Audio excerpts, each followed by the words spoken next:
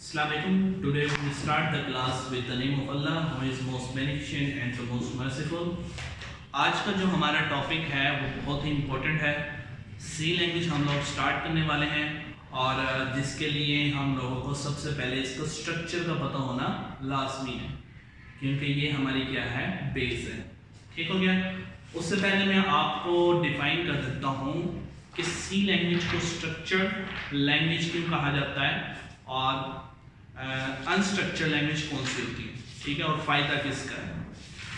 सी language क्योंकि structure language है, और जबकि हमारे पास बहुत सी लैंग्वेजेस पहले ऐसे हुआ करती थी जो कि क्या होती थी, अनस्ट्रक्चर्ड।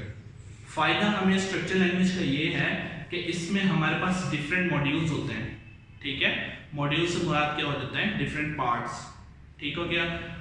पहले अनस्ट्रक्चर्ड लैंग्वेज हुआ करती थी जिसके एक ही मॉड्यूल के अंदर हम तमाम के तमाम लॉजिक्स वगैरह क्या करते थे, डिफाइन करते थे, जिसका हमें सबसे बड़ा नुकसान ये होता था कि मिक्सअप के चांस होते थे और एरर के चांस हुआ करते थे।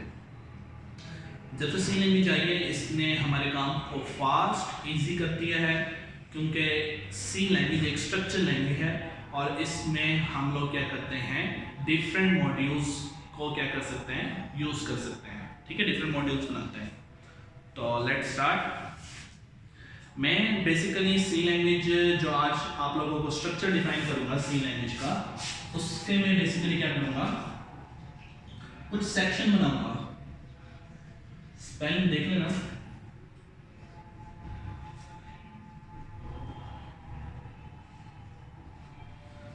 सी लैंग्वेज को मैं डिफरेंट सेक्शन में डिवाइड करूंगा। इसको हम बुक के अकॉर्डिंगली भी देख लेंगे, लेकिन उससे पहले आप कंसेप्ट ले लो, क्योंकि कंसेप्ट ले लिए तो आपके लिए बाकी सारी चीज़ें क्या हो जाएंगी, आसान हो जाएंगी। ठीक है, तो इसमें डिफरेंट सेक्शन है। ठीक है, जिसमें सबसे पहला सेक्शन जो आता है वो किसका होता है, डॉक्यूमेंटेशन सेक्शन। ठीक है, मैं नंबरिंग में दे देता हूँ। पहला क्या है, डॉक्यूमेंटेशन सेक्शन, जिसका दूसरा नाम हमारे पास क्या होता है, कमेंट सेक्शन।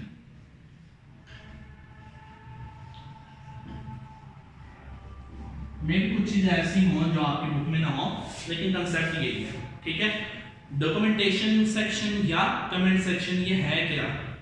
ठीक है, आप कोई भी प्रोग्राम लिखते हो तो प्रोग्राम को लिखने के लिए आप लोगों को बेसिकली क्या करना पड़ता है, सबसे पहले आप डिफाइन करते हो। लाइक आप कोई एप्लीकेशन लिखते हो, ठीक है, एप्लीकेशन में आप सबसे पहले बताते हो कि इस एप्लीकेशन के अंदर क्या है। ठीक है, कमेंट सेक्शन का प्रोग्राम पर कोई इफेक्ट नहीं पड़ता। ठीक है, मतलब वो आपको दिखाई नहीं देता, ना ही उसकी वजह से कोई आपके प्रोग्राम में चेंजिंग आती है। ठीक है, उसका आपको क्या फायदा हो जाता है कि अगर तो हम सिंगल लाइन या छोटे छोटे प्रोग्राम लिखें वो तो हमें समझ आ जाता है, लेकिन जब हम 1000 ऑफ लाइंस के प्रोग्राम लिखा करते हैं तो उसमें हमें कमेंट सेक्शन की बहुत ज़्यादा ज़रूरत पड़ती है। क्यों पड़ती है, वो हम अपनी याद दहानी के लिए, अपनी आसानी के लिए ही इस सेक्शन को शामिल करते हैं। ठीक है, लाइक आप 2 से 3 हज़ार वर्ड का एक प्रोग्राम लिख रहे हो, उस प्रोग्राम के अंदर जब आप हर एक मॉड्यूल से पहले आप डिफाइन कर दो कि इस मॉड्यूल के अंदर मैंने ये चीज़ डिफाइन की हुई है या मैं इस चीज़ के बारे में डिस्कस कर रहा हूँ, तो आज से बनाने के बाद 10 साल बाद भी आप उसको रिव्यू करके देखोगे तो आपको आसानी से हर चीज़ का पता चल जाएगा, आपको सर्च आउट करना नहीं पड़ेगा। ठीक है, तो कमेंट सेक्शन का सबसे बेनिफिट हमें यही मिलता है। पहला पॉइंट तो हो गया ये। दूसरा होता है हमारे पास लिंक सेक्शन। अच्छा, डॉक्यूमेंटेशन सेक्शन में कुछ मजीद आपको बातें बता दूं। एक होता है सिंगल लाइन कमेंट, ठीक है, कमेंट के बारे में डिस्कस कर रहा है। एक होता है सिंगल लाइन कमेंट और एक होता है multiple line comment. Single line comment जो होता है ना, उसको हम डिनोट करते हैं डबल लाइन से। ठीक है, आप डबल लाइन डालेंगे, ठीक है, डालने के बाद यहाँ जो आपने प्रोग्राम से रिलेवेंट लिखने वो लिखोगे, लिखने के बाद दोबारा से ये कर दोगे क्लॉज। ठीक है, ये ओपन और ये क्लॉज, इसके दरमियान आप सिंगल लाइन का एक कमेंट लिख सकते हो। अगर आप कहते हो कि मेरा यार मैंने यहाँ पर जो बात लिखनी है वो ज़्यादा है, ठीक है, तो आपको इस चीज़ को फॉलो करने के बजाय ये अप्लाई नहीं होगा, उसके लिए आप क्या करेंगे, एक बार लगाएंगे और एक स्टैरिक। ठीक है, कंप्यूटर में होती है की, ठीक है, स्टैटिक। फिर उसके बाद यहाँ पर आप क्या कर सकते हो, मल्टीपल लाइन के कमेंट्स लिख सकते हो। ये ओपन हो गया। इसी तरह क्लॉज के लिए भी क्या करेंगे, पहले स्टैटिक और उसके बाद क्लॉज। ठीक हो गया। इससे आप क्या कर सकते हो, मल्टीपल लाइन के कमेंट्स क्या कर सकते हो, ऐड कर सकते हो। ठीक हो गया। एक और बात बता दूं मैं आपको, जो डॉक्यूमेंटेशन सेक्शन जो है उसमें हम लोग जरूरी नहीं है कि फर्स्ट पर ही लिखते हैं। प्रोग्राम मिसाल के तौर पर 3000 वर्ड का है, ठीक है, मैं यहाँ पर आकर कुछ बताना चाहता हूँ या अपनी याद दहानी के लिए लिखना चाहता हूँ, ठीक है, तो जरूरी नहीं है कि हम ऊपर ही डिफाइन करेंगे। जहां हमें जरूरत होगी इन चीजों को यूज करके हम क्या कर सकते हैं, कमेंट दे सकते हैं। ओके क्या। उसके बाद दूसरा जो सेक्शन है उसको हम नाम देते हैं लिंक सेक्शन। क्या नाम देते हैं, लिंक सेक्शन। लिंक सेक्शन कौन सा होता है, जो कि हैश कहते हैं इसे, ठीक है, हैशटैग इंक्लूड वाले जितने भी हमारे पास लाइब्रेरीज हैं, ठीक है, ये क्या होती हैं, लाइब्रेरीज होती हैं, प्री डिफाइंड फंक्शन होता है, ठीक है, ये क्या होता है, प्री डिफाइंड फंक्शन होते हैं जो कि हम अपने प्रोग्राम के अकॉर्डिंगली उसे क्या करते हैं, यूज करते हैं। किसकी बदौलत, लिंक सेक्शन की बदौलत, लिंक से निकला है, ठीक है। हम क्या कर देते हैं, अपने प्रोग्राम के साथ जो लाइब्रेरी फाइल प्री डिफाइंड, जो इसी लैंग्वेज को बनाने वाला है उसने डिफाइन की है बहुत सी चीजें, ठीक है, उसका यूज हम इन हेडर फाइल्स के जरिए क्या कर लेते हैं, ठीक है। तो लिंक सेक्शन में हम ये चीज ऐड करते हैं। थर्ड हमारे पास आती है डॉक्यूमेंटेशन सेक्शन हो गया, लिंक सेक्शन हो गया, उसके बाद एक होता है डिफाइन सेक्शन, ये डेफिनेशन सेक्शन।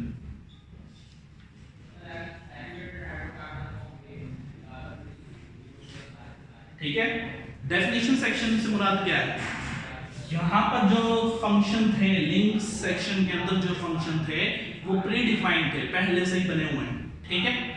डिफाइन सेक्शन क्या है, जो हम खुद डिफाइन करेंगे, जो हमारी रिक्वायरमेंट है।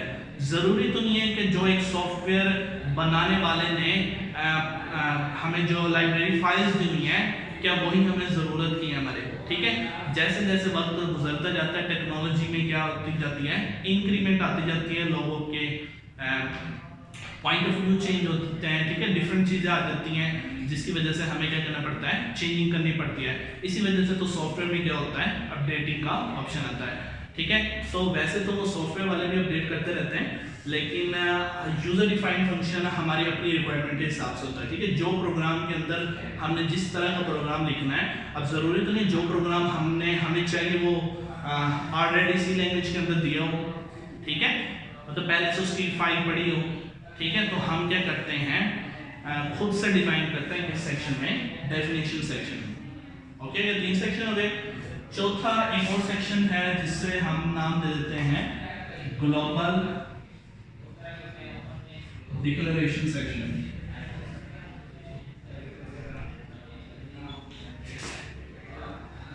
इसमें हम लोगों ने वेरिएबल पढ़े थे कुछ, याद आ रहा है? 3 तरह के वेरिएबल नॉर्मली, लोकल वेरिएबल,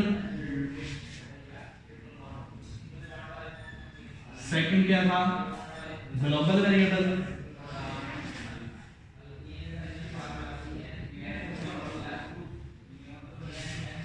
और तीसरा हमारे पास क्या था, इन्वायरमेंटल वेरिएबल।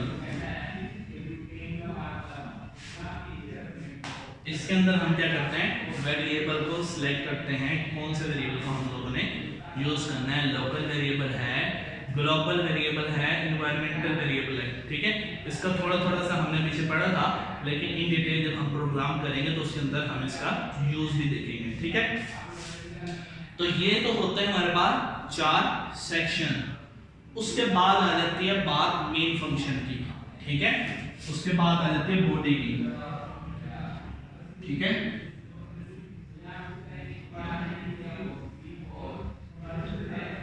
फिफ्थ नंबर पे क्या आ जाती है, मेन फंक्शन, ठीक है। इसमें हमारे पास 2 पार्ट होते हैं, एक होता है डिक्लेरेशन पार्ट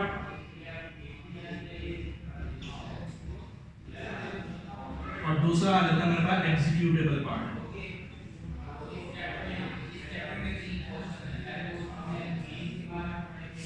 ओके क्या?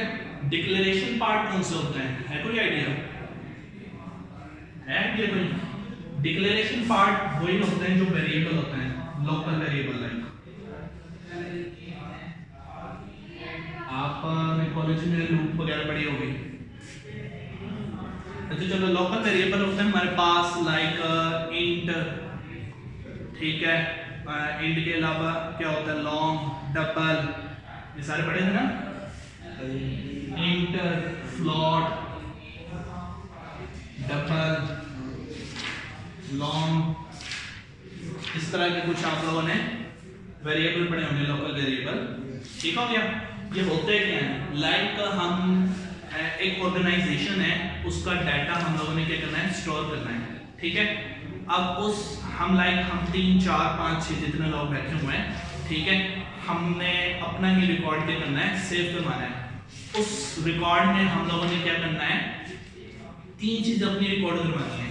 ठीक है, लाइक मैं कहता हूँ आप अपना नेम एंटर करवाएंगे, ठीक है, आप अपना रोल नंबर एंटर करवाएंगे और आप अपनी हाइट करवाएंगे, कुछ भी हो सकती है। ठीक है, मैं 3 ऑप्शन लेता हूँ। ठीक है, अब ये मैंने 3 डिफरेंट क्यों रखी हैं, क्योंकि हमारे जो वेरिएबल है, ये देखो, जो हमारा वेरिएबल है अगर इंट होगा तो मतलब उसमें इंटीजर टाइप का डाटा होगा, नंबर वगैरह। ठीक है, लाइक रोल नंबर। ठीक है, इसके लिए हम जो वेरिएबल सिलेक्ट करेंगे वो इंटीजर टाइप का होगा। ठीक है, लाइक नेम है, नेम के लिए हम लोग जो सिलेक्ट करेंगे वो किस चीज का होगा, कैरेक्टर वगैरह। ठीक है, और उसके अलावा हाइट है, हाइट मिसाल के तौर पर 5.6 पॉइंट आ गया ना, जरूरत नहीं एग्जैक्ट 5 हो, 6 हो, 7 हो। ठीक है, तो पॉइंट्स में आ जाती हो तो वो किस में आ जाती है, फ्लोट में। पहले क्या हुआ करता था, हम लोग हर एक मिसाल के तौर पर 1000 हमारे पास एम्प्लॉयज हैं, 1000 बंदों का रिकॉर्ड लिखना है। ठीक है, अब हम क्या करते थे, एक बंदा है उसको हर एक को एक अलग वेरिएबल का नाम दे देते थे। ठीक है, वेरिएबल का नाम देने के बाद हमें हर एक को बार बार क्या करना पड़ता था, लिखना पड़ता था, जिससे हमारे प्रोग्राम की लेंथ बहुत ज़्यादा हो जाती है। ठीक है, जो कि हमारे लिए क्या हो जाता था, मुश्किल हो जाता था। ठीक है, बाद में उसकी मैनेजमेंट करना क्या हो जाता था, मुश्किल हो जाता था। जब हमारे पास ये चीज़ आई तो हम लोगों ने बेसिकली क्या कर दिया, डिफाइन कर दिया, मतलब तीनों चारों चीजें हमने क्या कर दी हैं, डिफाइन कर दी, वरना हर एक के लिए हमें अलग से काम करना पड़ता था। ठीक हो गया, चारों चीजें हमने एक ही जगह डिफाइन कर दी हैं। उससे एज हमें ये मिला कि हमें बार बार से हर एक को अलग वेरिएबल डिक्लेयर नहीं करना पड़ा। ठीक हो गया, मतलब हमारा प्रोग्राम शॉर्ट हो गया, जिसको फिर मैनेजमेंट करना जिसकी क्या हो जाती है, आसान हो जाता है। ठीक है, अच्छा, डिक्लेरेशन पार्ट में तो ये आ गया। एग्जीक्यूटेबल पार्ट कौन सा होता है, इसके बारे में पता है? एग्जीक्यूशन पार्ट वो होता है जिसको हमने आउटपुट में शो करवाना है। ठीक है, like print F, scan F. अब प्रिंट एफ के अंदर जो मैसेज हम लिखते हैं वो हमें जब आउटपुट आती है तो हमें क्या दिखाई देती है। ठीक है, वो जो नजर आता है वो क्या होता है, एग्जीक्यूटेबल पार्ट होता है। ठीक है, कि हमने एग्जीक्यूट क्या करवाना है, ओके, कि डिस्प्ले क्या करवाना है। कुछ चीजें होती हैं जो बैकएंड पे चल रही होती हैं लेकिन वो नजर नहीं आ रही होती। ठीक है, लाइक लॉजिक। अब लॉजिक जो है वो बाहर डिस्प्ले नहीं हो रही जो हमने उसमें यूज किया है। ठीक है, लेकिन जो रिजल्ट है वो क्या होता है, एग्जीक्यूटेबल पार्ट के अंदर आता है, जिसको हम लोग क्या कहते हैं कि वो आउटपुट में दिखाएंगे। ठीक हो गया, और ये हमारे पास कर्ली ब्रैकेट होती है जिसके अंदर हमारे पास मेन फंक्शन जो है। एक और बात, मेन फंक्शन एक इंपॉर्टेंट पार्ट है प्रोग्राम का, विदाउट मेन फंक्शन कोई फायदा नहीं है प्रोग्राम का, क्योंकि इसी के अंदर तो हम अपनी वर्किंग को डिनोट कर देते हैं। ऊपर तो बाकी अगर नीचे हम ये काम ही ना करें तो ऊपर वाली चीज़ों को फायदा नहीं है। ठीक है, उसका हमने क्या करना है, ठीक है, वो हमारी रिक्वायरमेंट पूरा नहीं कर सकते। अच्छा, उसके बाद ये तो हो गया एक सिंपल स्ट्रक्चर। उसके बाद अपना मल्टीपल जितने मर्जी फंक्शन, जैसे मैंने आपको कहा था स्टार्ट में कि सी लैंग्वेज स्ट्रक्चर जो है वो बेसिकली क्या है, डिफरेंट मॉड्यूल्स में हमने क्या किया हुआ है, उसे डिवाइड किया हुआ है। तो नीचे फिर आ जाते हैं सब प्रोग्राम, लाइक डिफरेंट मजीद यूजर डिफाइंड फंक्शन आ जाते हैं, वो जितने मर्जी एंड जितने मर्जी मतलब आप मॉड्यूल इसमें क्या कर लो, ऐड कर लो। ठीक है, इसकी मैं आपको एग्जांपल HTML से दूंगा वेबसाइट के लिहाज से, तो उसमें देखो वेबसाइट कुछ ऐसी भी होती है जिसके अंदर 3 पेज होते हैं, home, about us, contact us, like, ठीक है। कुछ वेबसाइट ऐसी भी हैं जिसके अंदर 8-8, 9-9 पेजेस भी होते हैं, कुछ ऐसे होते हैं उससे मल्टीपल और भी ज़्यादा होते हैं, ठीक है। तो वो हमारे अपने ऊपर डिपेंड है कि हम उसमें कितने मॉड्यूल्स क्या करते हैं, ऐड करते जाते हैं अपने सॉफ्टवेयर में, क्या क्या चीज़ें अपने वेबसाइट के अंदर, अपने प्रोग्राम के अंदर किन किन चीज़ों को आप क्या करें, ऐड करें, वो आपके अपने ऊपर डिपेंड है। तो आप क्या कर सकते हैं, मल्टीपल फिर फंक्शन बना सकते हैं, उनके आपस में लिंक बना सकते हैं और बहुत सारी काफ़ी चीज़ें आ जाती हैं, ठीक है। तो वो हम साथ साथ देखते रहेंगे, ठीक है। ये हमारा CLNH का एक स्ट्रक्चर था, ठीक है। अगर ये आप लोगों को समझ आ गया, इसको जहन में बिठा लो, ठीक है। उसके बाद हमारे प्रोग्राम जो होते हैं आसान होता है, ठीक है। उम्मीद है कि आप लोगों को ये वीडियो पसंद आई होगी, समझ भी आई होगी। अगर पसंद आई तो लाइक, कमेंट और शेयर भी करें।